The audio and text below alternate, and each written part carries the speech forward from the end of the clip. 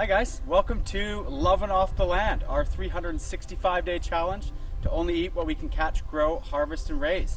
We've kind of shown you guys a bunch of different tidbits over the last 10 months, and we thought it's finally time we gave you a full property tour. So come on in and we'll show you everything. So one of the first sections we want to show you is our little hosta section that we've just put in. As you can see, most of our property, as you'll see as we walk through as well, is forested area that has a lot of shade. And one of the things we really didn't want to do is cut down a whole bunch of trees. So we've done a lot of research on finding things that do well in shade. And hostas are an edible plant that grows really well, grows fast. The flower is edible, the leaves are edible. But the shoots are kind of the delicacy that most people who eat them eat. So we've planted a whole bunch of these in the shadiest area of our property and trying everything. You'll see as we go through the property, we're doing a lot of trial and error, planting things in different areas to see which will work. So we've got some broccoli, some kohlrabi that we've just planted in here as well. And we'll see how it does. Let's keep moving. So we're literally going to show you every little thing along the way just so you can get a really good idea of everything we're doing. And one of the things is we pick up coffee grinds from our local bakery every week, and we use some of those to grow mushrooms, which we've shown in some previous videos, as well as add it to our compost pile, which we'll show you as well. So we really try and get a diverse mix of things into our compost, and coffee is a big part of that. One of the other things we've started doing to sort of keep our plant roots dry is making our own bark mulch. So it's one of those things you typically buy in the store that come wrapped in plastic that would get shipped, and being in a forested area, that is not something that we need to do. So we've kind of been collecting our own bark mulch from bark that's fallen off the trees, or a lot of them have little bits that are just sort of breaking off already. So not going to hurt the tree at all, that will come off.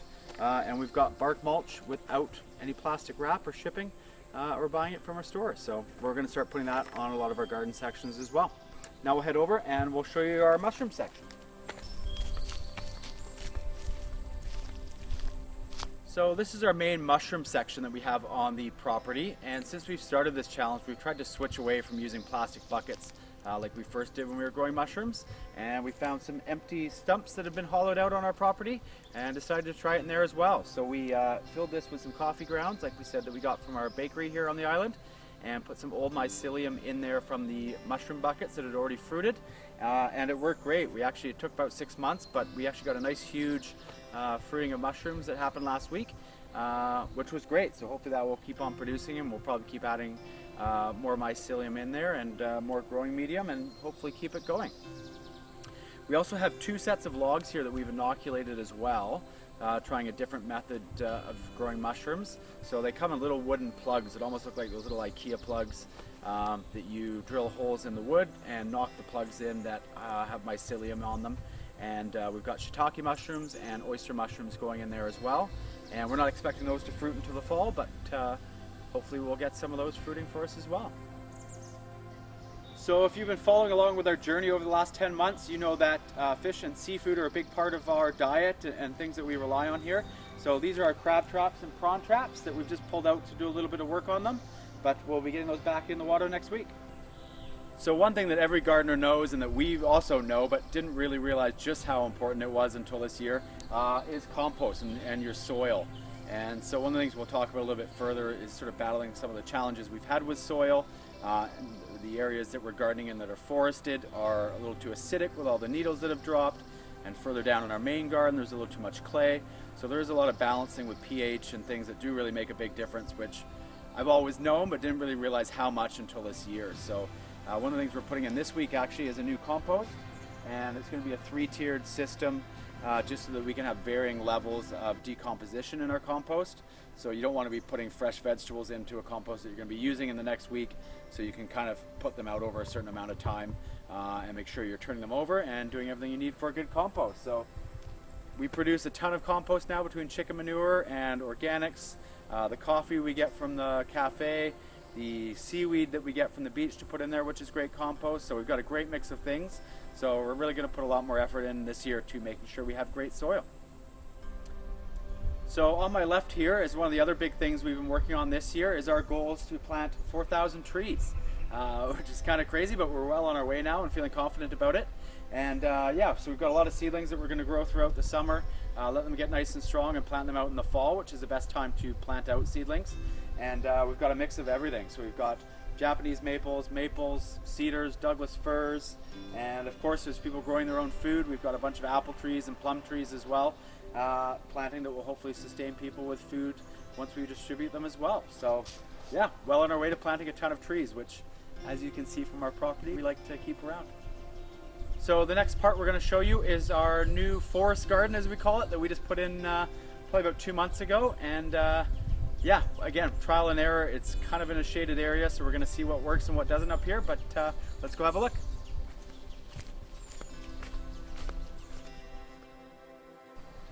So we've got a ton of things in here, so we're going to move through kind of quickly.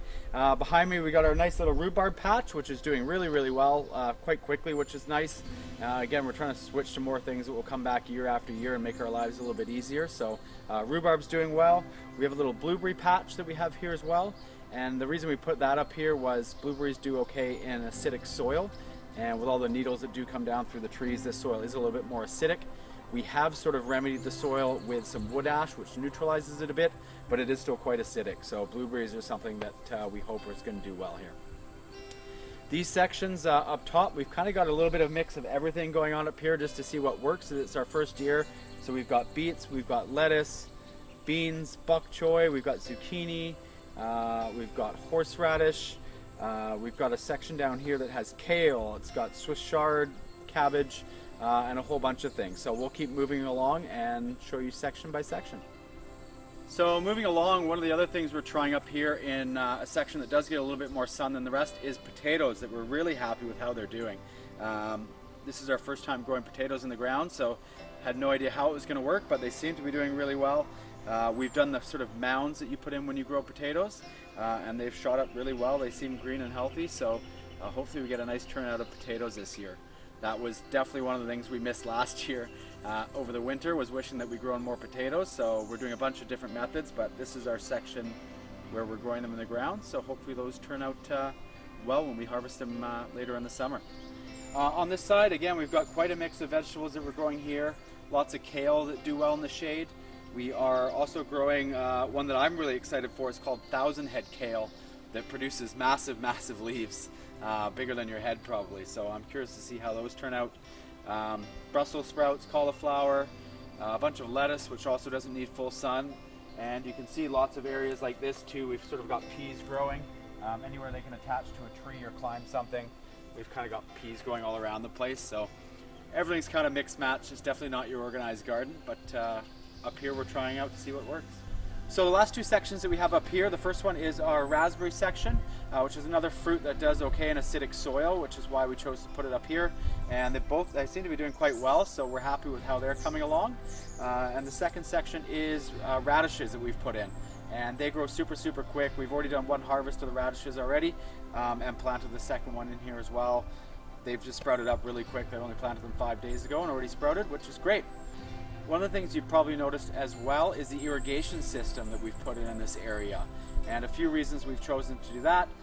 One is mainly to save time, and watering an area of this size as well as the rest of the property obviously takes a lot of time, so to be able to turn a tap and do it is a lot easier.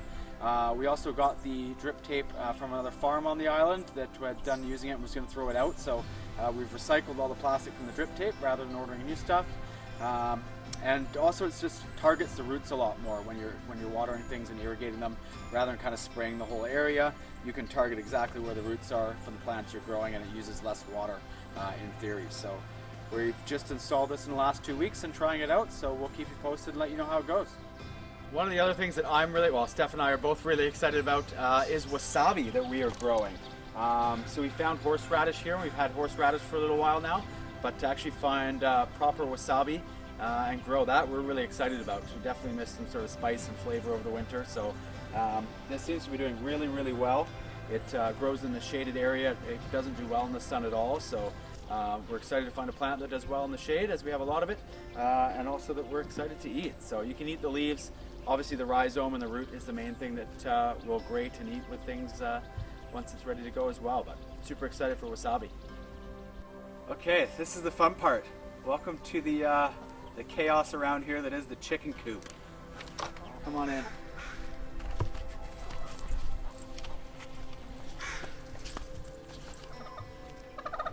So these guys are, or this girl, is one of our original 6 hens. So these are one of the first babies that we got, so we're super attached to them. They give us eggs daily now, really good layers. And yes, I know, honey, I know. And so yeah, really attached to our first original 6 that are Miller Brown, so they're kind of a hybrid egg layer. We'll let you go, okay? Oh, now you want to come back? So the ducks that we have are Muscovy ducks, and against all advice, we have 2 males and 1 female. One of the males probably won't be around for too much longer now because both of them are mating with the female.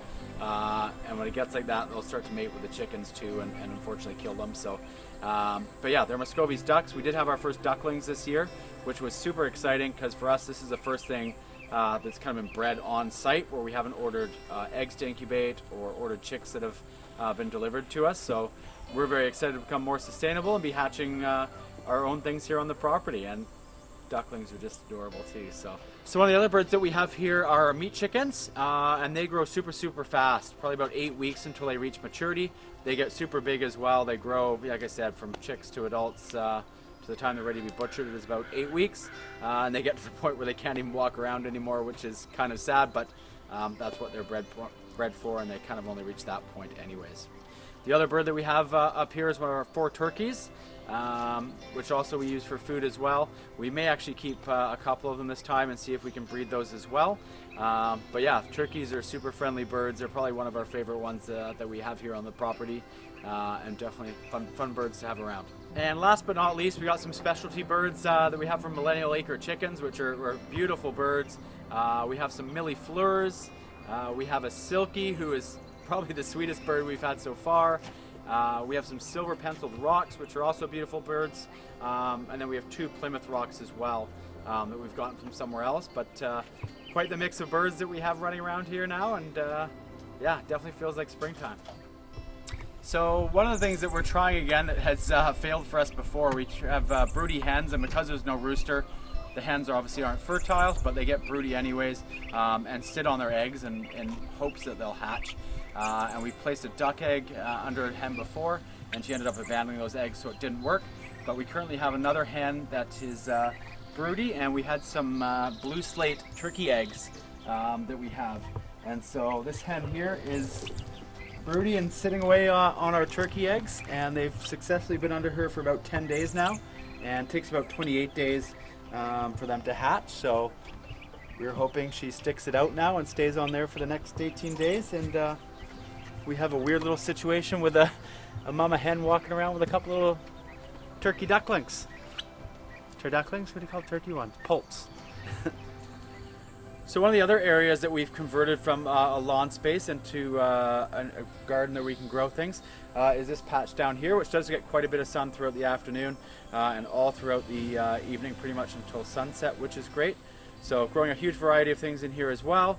We've got strawberries, which unfortunately the last deer break in about a month ago, they got to those. So those are regrowing. They're ever-bearing strawberries, so at least those will grow back eventually as well. We have Jerusalem artichokes and sunchokes along the back, which spread really quickly, so at some point we're probably going to have to segregate those. But those are something that will grow nice and quick and are hardy as well, so will be another good vegetable for us to have throughout the summer. We're growing a bunch of onions. Is that something we wish we had more of over the winter too, just to kind of make sauces and flavor things? So lots of onions growing. We're trying some sweet potatoes. We have a couple bushes here on the side that are red currants that we're pretty excited. Another kind of variety. Any kind of thing for us right now that we can add in variety to our diets and not have the same things over and over again is great. So red currants was something that we were excited to throw in on.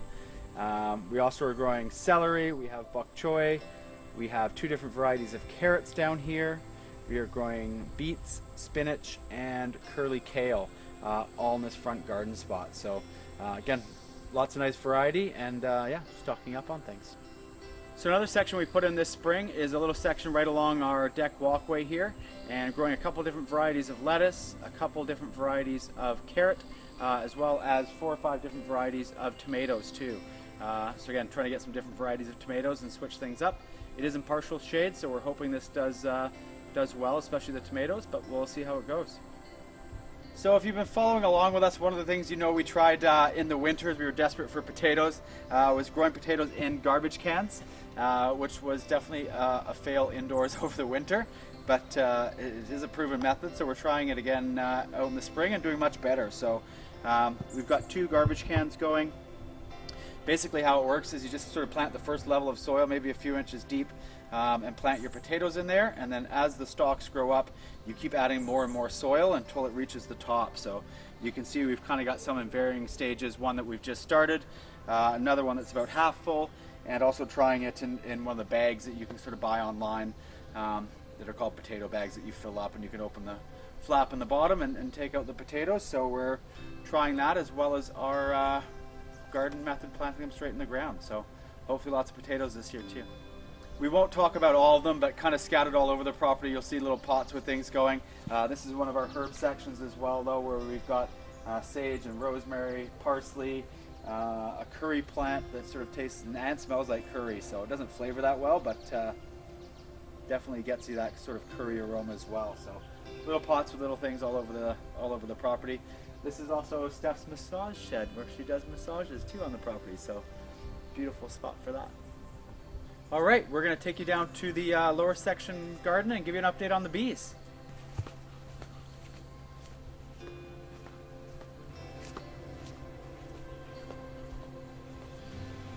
So one of the things we've been most excited about through our entire journey, I think, is getting our first beehive, which has been super exciting. They're amazing creatures. We've really enjoyed learning about them. We've taken an online course to learn more, and really fascinating. And our beehive's doing really well now that the kind of nice weather and the heat's coming. They're active all day long from morning to night, and they're doing really well. The entire lower box is filling up. They've probably got about 7 or 8 frames that are completely full now. So I think another few weeks we will be adding on a second box on top so they can start making more honey, and we'll try and keep the bottom one a brood box. They're moving at a pretty good pace. We're not supposed to anticipate any honey this year, but with how fast they're going, we're kind of crossing our fingers. So let's open her up and we'll show you guys a quick look.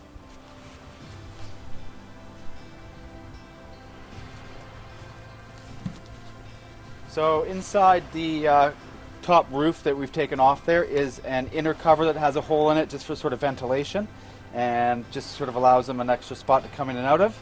And we're just gonna slightly open it up. We're not gonna pull any frames out today, but just to give you an idea of what this looks like inside. And super docile. Most people would put on a bee suit. Ours have been super docile for some reason and don't seem to mind, so knock on wood. But you can sort of see just how busy and active they are in this box now, which is great. So yeah, these first 7 frames here are pretty much completely full now, and they're definitely working away and making progress on the last ones as well.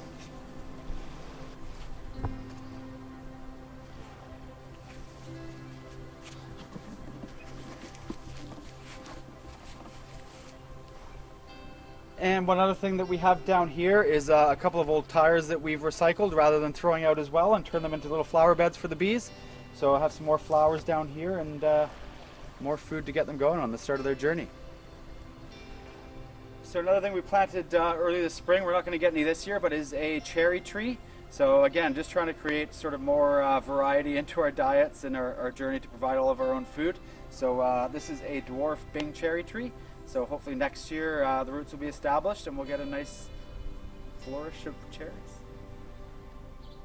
So in our effort to add more and more variety to our diet, we have a bunch of other fruit bushes and fruit vines that we've added in this year too.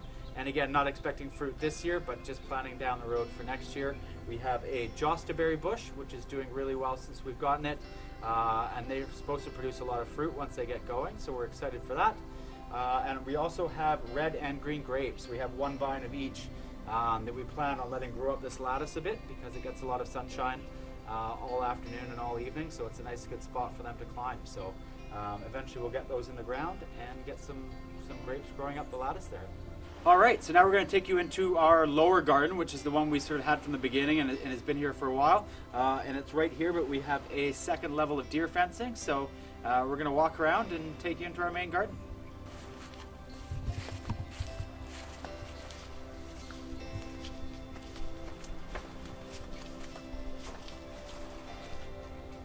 So kind of in our underneath area here, stuff doesn't do too well, but we're always trying new things like we said. So these three guys are full of mustard seed.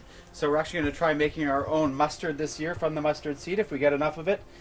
These two were planted a little bit later than this first one, which is coming in quite well and already starting producing some flowers and some seeds. So it still probably won't be a lot, but hopefully enough that we can try our hand at making some mustard. In our top level here is an area that didn't really have good soil and doesn't get a lot of sunlight. So we are planting something for our chickens. We've planted rye as a grain to feed our chickens. And it's also really good for the soil. The roots go really deep, break up the soil. It's a nitrogen fixer, so good for the soil, good for the chickens, and allows us to grow something in an area that normally wouldn't produce very much. This little section here we're kind of debating what to do with. If you can see behind me, we do have the frame for a hoop house, which is probably going to go here eventually. We thought we were going to do it sooner than later, but we are now debating if we want to grow things throughout the summer and put that in the fall at this point, or get it in right away. So we're going to have to decide on that, but that's why this section is empty. Tons of different vegetables we got going on down here. On the far side we have cauliflower and broccoli that are coming in. Next to that we have a bunch of zucchinis and cucumbers. The zucchinis are doing really well so far. We have a couple eggplants in front of that. And along the front there is our blueberry section, which has been there for a few years now and fairly established, which is nice. So that all does fairly well. We'll be getting some bird netting up over that soon to keep the birds away from our blueberries. Bunch of things in pots down the middle here. It is mainly tomatoes and peppers that we're growing, and I feel like I'm always repeating myself, but that was kind of a main thing we missed over the winter as well, was just tomatoes to be able to make sauces, jalapenos and hot peppers to get some spice and some flavor into our diet. So this year we have gone overboard, which you will definitely see when you go up to our deck and see the ridiculous amount of tomatoes and peppers that we've started. So this was our first batch that we planted really early in the season. They didn't all survive, but a bunch of them have. So this is the first batch, and we have a whole second flush that's ready to go and come behind it. But it's been hot the last couple of days, and they are doing well. So one of the things when you're producing all of your own food is your garden is always in flux. So being in a sub-Mediterranean climate here, some of our things survive the winter. So we have some items like our lettuce that's been growing all the way through and has started to go to shoot. And our other lettuce that is up top is almost ready now. So that's why we've left that for so long. Eventually we'll pull all that lettuce out, eat the rest of it. As we're thinning out other stuff, so we'll replant that lettuce section down here. We're also growing carrots. We have some tomatoes and some kale down here. Our Swiss chard, which also survived the winter and has now gone to shoot. Growing onions. We have some kohlrabi, which I'm really excited for. It started really well and is forming a nice ball on there already. Some cabbages. We have turnips, which are doing really well, and some of them are actually massive, so we're pretty excited how the turnips have turned out. And then all up the lattice here is a whole bunch of different types of beans. And so you'll notice that we have 2 rows of beans that are there as well, which you'll probably think are planted too close together, and they may be, but one variety is bush beans, which will generally be lower and bushier, and one is climbing beans that will climb all the way up this lattice. You can even see some of the old stuff stuck up there from last year that I haven't been able to get. So they will actually reach all the way up to the top deck. And last year we were picking beans off there in August. So some will grow all the way up, some will stay bushier, which is why we have those planted so close together. We have some beets as well. And then one thing that's also new this year that we're trying is artichokes. So I've never grown those before. I haven't heard much about that. So we are excited to see how those turn out as well. Mixed in with that blueberry section too, we also do have some strawberry plants down here as well, which didn't get eaten by the deer, so that's nice. So we should be able to start picking some strawberries soon. And again, like I said, a bunch of peppers, a bunch of tomatoes that are down here too. So that is the lower garden. We are going to take you around the far side of the house now to the sort of shadier side and show you where we've put in a couple more mushroom beds. So we're now around the other side of the house, and this is where we've put our mushroom bed in the shady area. So as with a lot of things in our compost, we built it from driftwood that's kind of piled up on the beach rather than having more trees being cut down to make lumber. And two different varieties that we've grown in here. One is wine caps, and the second is Nameko. So the wine caps should hopefully come up fairly soon in July, and then Nameko is probably later in the fall. It's a mix. There's cardboard on the bottom, and then hard wood chips that are in there mixed in with straw, as well as the mycelium that was put in there as well. So we're hoping for some wine caps soon to get some different variety of mushrooms. I've never tried wine caps. Okay, the last thing we're going to show you is our deck, where we have all of our starter plants, and it's absolutely covered. It gets a lot of sun in the afternoon and evening, so it's a good spot to grow things, but it's a little chaotic at this point as that second flush of starter plants is coming through. So let's go take a look. Okay, so like I said, a lot of people are going to laugh at this, especially the gardeners, but we have overdone it on a ton of plants. They may all not make it to producing fruit or growing vegetables, but we've planted a ton, and just keep that second flush going, and try a whole bunch of new varieties and different things as well. So first off is about 25 more Roma tomatoes plants that we have going, which are actually doing quite well from when we planted them. And like I said, this year we really wish we'd had more tomatoes to kind of make sauces and chilies and things like that we could have used throughout the winter, because we didn't have a lot of tomatoes. So we have definitely gone overboard on those. Mix of tons of different things down here. We have cucumbers, we have squashes, we have more different varieties of tomatoes, we have more eggplants going.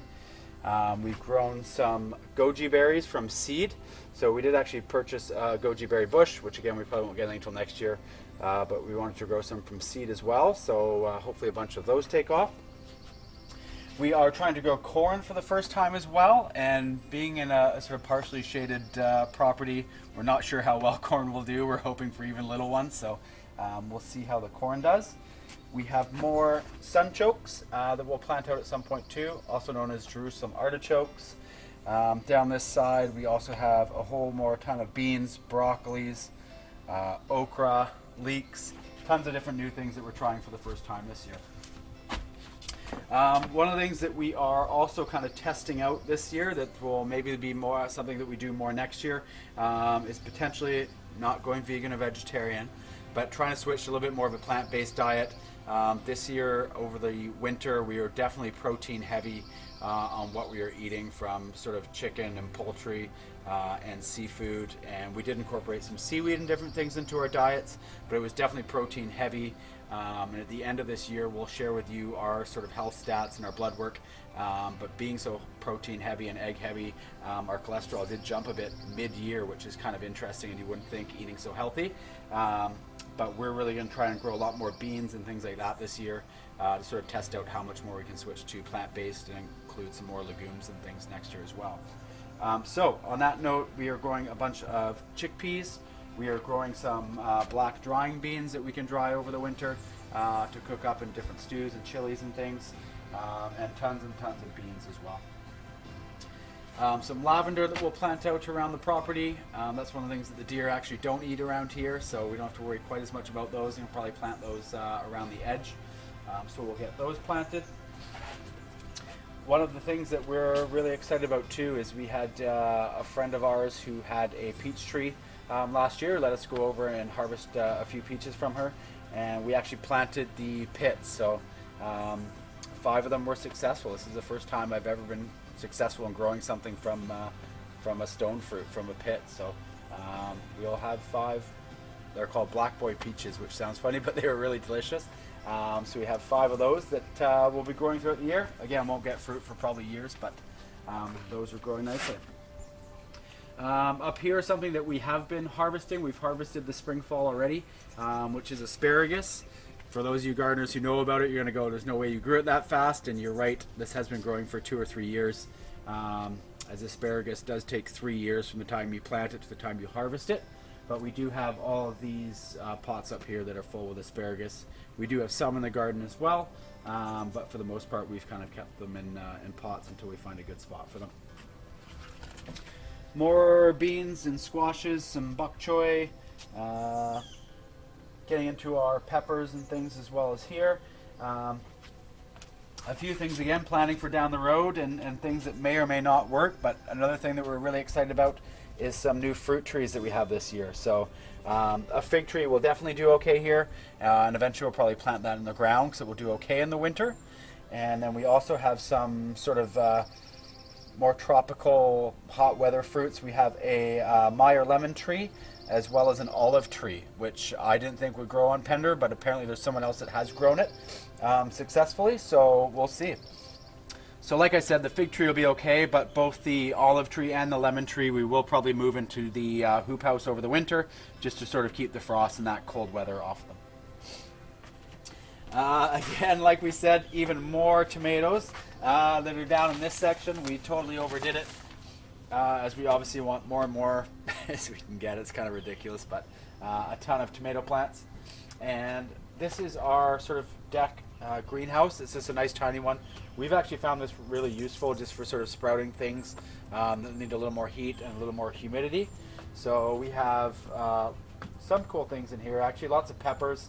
And cool peppers that we've planted from seed that we're excited to try as well. So we have chocolate habaneros, we have buena mulatas, we have natapenos, we have Anaheim peppers, we have cayenne peppers, we have Carolina Reapers, which are the hottest peppers, apocalypse peppers, so a whole bunch of different sort of mixes of things that we can do as well. We've also planted a few melons, as well as something we're trying for the first time too that we have no idea how it will go, but planted some peanuts, try and grow on peanuts too. So again, variety is the name of the game, and we are trying to grow a whole mix of things. So continuing on down the deck here, this is kind of another little herb section that we have where we're growing dill and parsley, thyme. We have Thai basil, which is one of my favorites to go in soup, so I'm excited to have Thai basil back. We have sweet basil. Up top on the ledge there, we also have lemongrass, which is the first time growing for me as well. And we have cilantro. That's one of my favorites. People either love it or hate it, but I love cilantro, so I'm happy to have that back as well. So moving along the deck here, we've planted out a whole bunch of yellow onions and Spanish onions already, and we've just recently planted some red onions too, just for some more variety. So eventually we'll get these out of pots and get them planted in the yard when we have space, but they are up on the deck for now. And another tree that we're excited about, kind of, we're probably never going to get fruit off of it, because I'm told we won't when they're grown from a pit, but I'm still optimistic, is our avocado tree. That we've gotten from someone on the island as well. So this was grown from an avocado pit, which diminishes your chances of actually getting fruit off of it. If you're grafting it or doing something like that, or growing it from a root ball, you're much more likely to get fruit, especially in this climate. So not holding our breath, but something cool to try. You never know. Continuing on up top here, we are currently in the middle of filming this video for you guys because a lot of you have been asking about it. But it is our wheat video. So growing wheatgrass is something that we have done not just for nutrition, but for the very small amount of wheat that we ended up getting from it.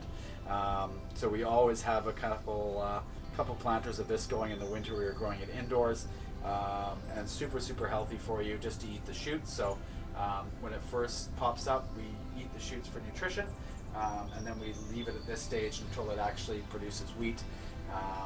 And then we harvest that and make a very small amount of flour. And for those of you going, there's no way you grow enough wheat to make flour. If you're talking about making bread and doing things like that, you're absolutely right. We haven't been able to make bread all year, but every once in a while we can batter something or do a little something with flour or thicken a gravy, which kind of makes it worthwhile when you're doing what we're doing. So that is how we get our wheat. And yeah, I would say we're probably still away, probably 6 to 8 weeks still from the time that we mill that wheat from where it is right now. Continuing to move along here, down at this point is one of our kind of staple plants that we've been growing along the way, which is stevia. So we're really excited to have bees as a second sugar substitute, but this is what we've been using is a stevia plant. And if you've never tried fresh stevia, I recommend you do it. It's really sweet. And I find it even sweeter than sugar, and you wouldn't think that it is from eating a leaf, but very sweet. So sometimes we just throw in whole leaves to sweeten things, or we do also process it down sometimes and dry it and make a powder to put in things. But to be honest, I generally enjoy throwing it in whole just to sweeten things up as well. And amazing how sweet it is. A few more pepper plants that we've recently got off there. So like I said, I would say about 85 to 90% of our stuff is grown off seed. Every once in a while we do see some unique varieties or things that we can't grow from seed that we try. So yeah, a bunch of different pepper varieties that we wanted to try that are here as well. And moving on just over from that is another fruit vine that we're really excited about as well, which are hardy kiwis. And another fruit that I had no idea that would grow in Canada until we started doing some research, but we'll plant these guys as well. They're a bit of a climbing vine too, so eventually we'll plant them some point with lattice, although they do not like a lot of wind, and we do get a lot of wind here in the winter, so we're going to have to try and find somewhere suitable for them. So we talked about our wasabi. We do have some horseradish planted out at some point, but this is horseradish as well, and you'll kind of be able to see the top of that root there that looks like horseradish. And so we have 3 of these horseradish plants that are growing, which is nice for us. Seafood, we have fresh oysters and things, so to be able to throw horseradish on there and flavor different things is great too. Another basil plant, another sweet pepper plant, and one of our first original plants that we got from a friend 3 or 4 years ago that's still growing strong is our strawberry plant that's on the deck. So they're starting to produce already, which is nice. So looking forward to fresh strawberries soon too. I thought I was done, and I just looked behind you and think we still have more to show you. So I'm going to pop over here and show you one last thing. So this here is our deck coop. So when we kind of have chicks that are in transition, if they're brand new hatchlings, they will be inside in a sort of big Tupperware with a heat lamp for the first couple weeks of their lives, keep them nice and warm. We can keep a close eye on them. After a few weeks, we move them outside to the deck coop. Depending on the time of year, we'd if it was the winter or the fall, we'd have a heat lamp that will be out here in this box as well. So we have some of our cute little silky chicks that we got from Millennial Acres in here. I'll pick one up so you can see it.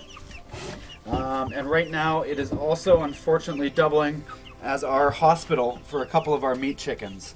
So unfortunately when you put new birds together for the first time, there's a pecking order and sometimes things happen. So we do have a couple of meat birds that were attacked by our other hens and had open wounds. And once a bird has an open wound on it and there's blood, the other birds, even if they're not aggressive, just continually pecking at it and it won't heal.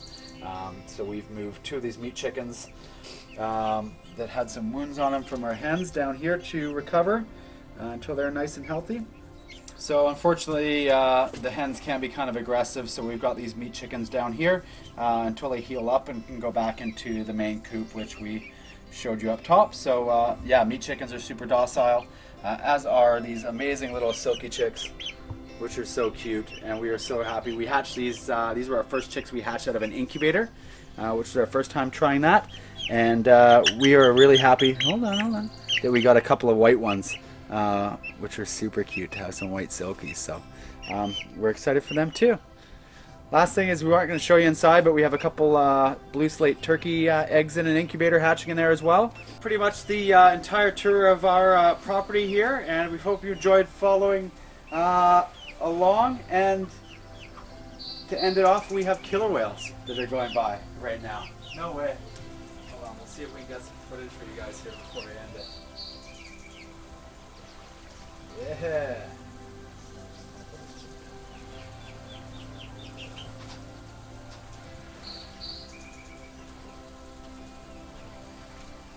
Okay, sorry, the whale stole the show there. A little distracting. That's life here in BC and the Southern Gulf Islands. Can't complain with that. We hope you enjoyed this week's video. We hope you enjoyed seeing our property and everything we do to catch, grow, and raise 100% of the food we're eating, right down to the salt that we get from the ocean, to stevia plants, to chickens and eggs, to turkeys, to growing fruit and foraging blackberries and mushrooms, and everything that we do. We hope you'll continue to follow along with us and the rest of our 2 months here on our journey, and also for the exciting announcement we have for what we're doing next. So hit subscribe and like below, and we'll see you guys next week.